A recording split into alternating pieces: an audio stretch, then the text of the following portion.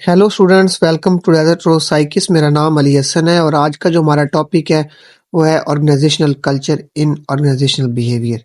इसको हम डिटेल से डिस्कस करेंगे। चलें स्टार्ट करते हैं। What is organisational culture? अब ऑर्गेनाइजेशनल कल्चर एक ऑर्गेनाइजेशन के अंदर एक system of shared belief, values और नॉर्म का एक मजमू है जो इम्प्लाई की बिहेवियर और डिसीजन को गाइड करता है।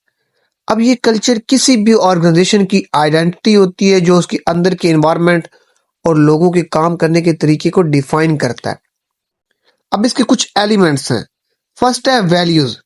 अब ये वो एक बुनियादी प्रिंसिपल है जो एक ऑर्गेनाइजेशन के मकसद और काम करने के तरीके को शेप करता है। जैसे कि गूगल है, गूगल इनोवेशन की वैल्यू करता है, इसलिए उसका जो फोकस है क्रिएटिव और कटिंग एज सॉल्यूशन डेवलप करना होता है। फिर सेकंड नॉर्म्स आता है। अब ये अनरिटन रूल हैं जो बताते हैं कि लोग किस तरह से काम करें और एक दूसरे के साथ बिहेव करें, जैसे कि टीम वर्क और ओपन कम्युनिकेशन को प्रमोट करने की एक अच्छी नॉर्म का हिस्सा है। फिर आर्टिफैक्ट्स आता है। अब थर्ड है ये आर्टिफैक्ट्स। अब ऑफिस जैसे ड्रेस कोड और रिचुअल जैसे चीजें कल्चर को रिप्रेजेंट करती हैं। एक टीच कंपनी जहाँ कसल ड्रेस और ओपन ऑफिस होता है, वो एक रिलैक्स्ड और कोलैबोरेटिव कल्चर को प्रमोट करता है। अब फोर्थ है लीडरशिप स्टाइल। अब लीडर्स का जो बिहेवियर और अप्रोच कल्चर को बनाता और बदलता है, जैसे कि एलोन मस्क एग्रेसिव और innovative style speech x culture को डिफाइन करता है। फिर इसके कुछ इंपॉर्टेंस ऑफ ऑर्गेनाइजेशन कल्चर हैं, जैसे कि मोटिवेशन है, एम्प्लॉय को इंस्पायर करता है। प्रोडक्टिविटी, एक स्ट्रॉन्ग कल्चर ज्यादा प्रोडक्टिव एनवायरनमेंट बनाता है। फिर आइडेंटिटी है, ऑर्गेनाइजेशन की मार्केट में एक यूनिक आइडेंटिटी देता है। इसकी टोटल आर ओवर एग्जांपल देता हूँ, जैसे कि अमेजोन का कल्चर कस्टमर ऑब्सेशंस और इनोवेशन पर बेस्ड है। ये उनकी एम्प्लॉयज की मोटिवेट करता है कि वो हर वक्त नए सॉल्यूशन ढूंढें जो कस्टमर के लिए बेनिफिशियल हो। फिर आता है organisational culture and strategic management. Organisational culture और स्ट्रेटेजिक मैनेजमेंट एक दूसरे के लिए इंटरडिपेंडेंट हैं। एक स्ट्रॉन्ग और सपोर्टिव कल्चर स्ट्रेटेजिक गोल्स को अचीव करने के लिए या करने में मदद करता है। जैसे कि role of culture in strategic management है, इसमें फर्स्ट आता है अलाइन विद मिशन। अब कल्चर को ऑर्गेनाइजेशन के मिशन और विजन को या विजन के साथ अलाइन करना जरूरी है। फॉर एग्जाम्पल, जैसे कि टेस्ला का मिशन सस्टेनेबिलिटी और इनोवेशन है जो उनके कल्चर का हिस्सा है। फिर सेकंड आता है डिसीजन मेकिंग। अब कल्चर इन्फ्लुएंस करता है कि ऑर्गेनाइजेशन डिसीजन किस तरह लेती है या किस तरह से लेती है।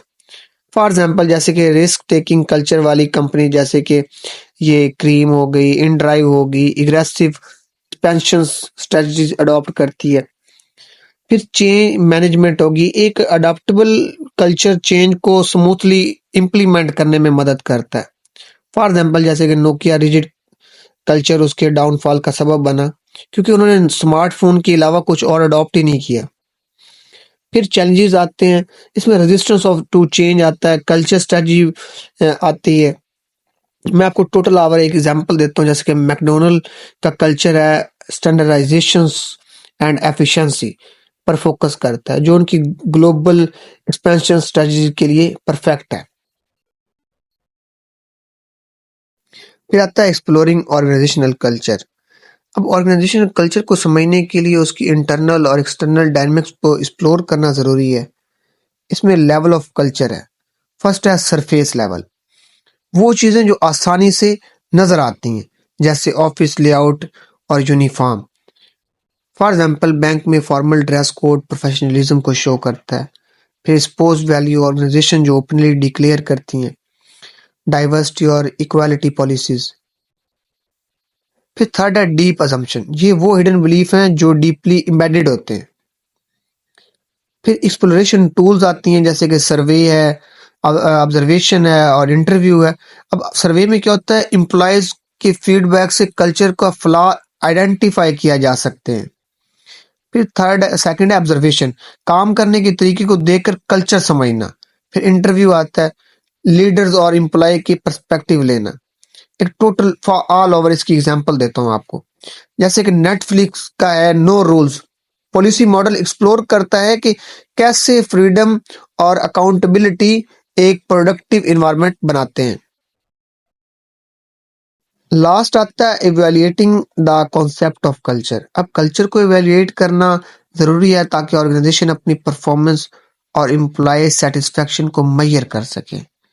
अब इवैल्यूएशन क्राइटेरिया कौन-कौन से हैं? इसमें फर्स्ट आता है एम्प्लॉय सेटिस्फेक्शन। अगर एम्प्लॉय अपनी जॉब से खुश हैं तो कल्चर पॉजिटिव है। फॉर एग्जांपल गूगल में हाई जॉब सेटिस्फेक्शन उनके कोलैबोरेटिव कल्चर को सबूत है। फिर सेकंड आता है टर्नओवर रेट। अगर एम्प्लॉय फ्रीक्वेंटली रिजाइन करते हैं तो कल्चर टॉक्सिक हो सकता है। फॉर एग्जाम्पल अगर एक ऑर्गेनाइजेशन हर 6 महीने में एम्प्लॉय लॉस कर रही है तो कल्चर में मसाइल हैं। फिर थर्ड आता है प्रोडक्टिविटी। अब एफिशिएंट और पॉजिटिव कल्चर ज्यादा प्रोडक्टिविटी को इंश्योर करता है। मैं एग्जांपल देता हूँ, एप्पल का फोकस इनोवेशन पर उनके कल्चर की प्रोडक्टिविटी को हाईलाइट करता है। फिर फोर्थ आता है कस्टमर फीडबैक। अब कस्टमर के पॉजिटिव रिस्पॉन्स ऑर्गेनाइजेशन के अच्छे कल्चर का इंडिकेटर है। फॉर एग्जाम्पल ज़ेप्टो के स्ट्रॉन्ग कस्टमर सर्विस कल्चर की वजह से उनके कस्टमर हाईली सेटिस्फाइड है। तो स्टूडेंट जी आज का टॉपिक था और ये आज का लेक्चर था। उम्मीद करता हूँ आज का लेक्चर आपको समझ आया होगा। अगर आपको लेक्चर अच्छा लगा चैनल को सब्सक्राइब करें, बेल आइकन को दबाना मत भूलें, वीडियो को लाइक करें, कमेंट करें। Thank you.